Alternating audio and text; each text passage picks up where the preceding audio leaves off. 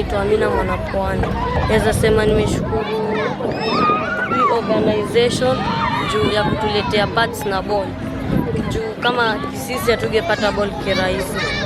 So asante sana, na ningependa mrudi tena mtuletee ball zingine na pads zingine. Kai month mimi nilikuwa naenda kunyesha na sikuwa na pad, lakini asante nimepata.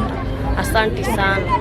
Naitwa Makau from Shauri Moyo area Nairobi. Niko na football club ya wavulana na wasichana, na leo tumetembelewa na Sorry Africa. Tunashukuru sana kwa kutuletea pads na kutuletea pia football, ndio main challenges hapa mtaani, and tunahope kwamba watarudi tena na tena, because kwa ghetto wasichana wengi wasipokuwa kwa group wanaenda up kupata early pregnancy ama pia school dropout. So from the small things tunafanya mtaani, tumeshukuru kama Sorry Africa, na wengine pia wakikuja itakuwa poa sana, na tunashukuru zaidi kwa sababu hawa ndio the first group tuletea pads za miezi mingi.